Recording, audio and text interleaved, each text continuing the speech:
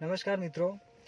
અમદાવાદમાં weekend વિલાનો craze ધીરે ધીરે વધી રહ્યો છે એન્ડ અમુક લોકો એવું વિચારી રહ્યા છે કે વીકેન્ડ વિલાને as a first home use કરી શકાય કે નહીં. તો અમારા એનાલિસિસ મુજબ અમુક પોઈન્ટ્સ છે જે કદાચ કન્સિડર કરવા જેવી વસ્તુઓ છે હું તમને કહી રહ્યો છું. તો ફર્સ્ટ ઓફ ઓલ એ છે કે લોકેશન. તો જેટલા બી વીકેન્ડ વિલા છે અમદાવાદની અંદર કે જે બની રહ્યા છે તો તમે જોશો કે એની લોકેશન ઓલમોસ્ટ 20 થી 25 કિલોમીટર કે 30 કિલોમીટર ને અમુક 35 કિલોમીટર સુધીની રેડિયસમાં ફેલાયેલા છે.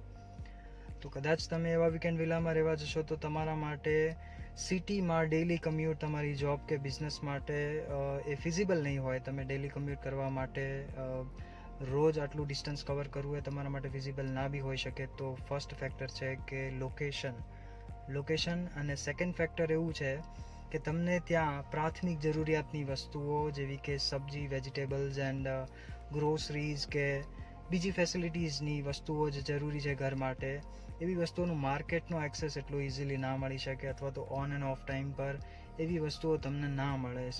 સ્પેસિફિક ટાઈમ પીરિયડમાં જેવી વસ્તુઓ મળી શકે ઇન નિયરેસ્ટ વિલેજ કે નિયર બાય કોઈ ટાઉનશીપ હોય ત્યાંથી. તો સેકન્ડ ફેક્ટર આ છે.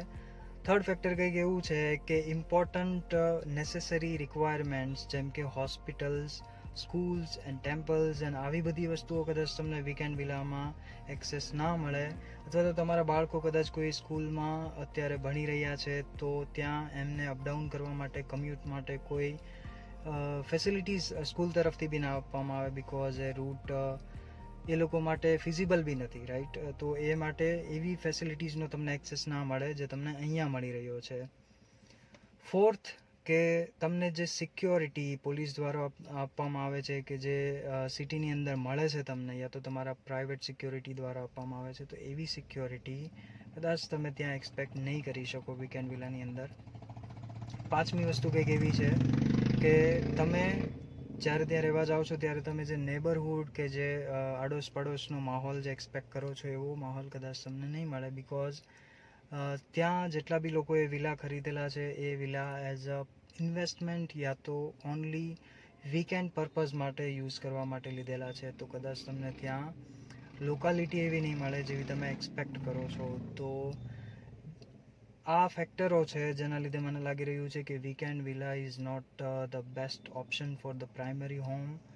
અને એક લાસ્ટ ફેક્ટર એ બી છે કે અમે ખુદ ઓબ્ઝર્વ કરેલું અને એક્સપિરિયન્સ કરેલી વસ્તુ છે કે વીકેન્ડ વિલા જેવી જગ્યાઓમાં ડેવલપ થયા છે ત્યાં કદાચ ઇલેક્ટ્રિસિટીનો પ્રોબ્લેમ ખૂબ જ મોટો છે.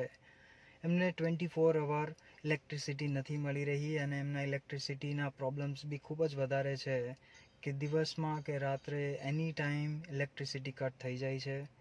તો અગર તમે એઝ અ પ્રાઇમરી હોમ એને યુઝ કરો છો તો ડેફિનેટલી આ તમારા માટે ફિઝિબલ નથી, રાઈટ.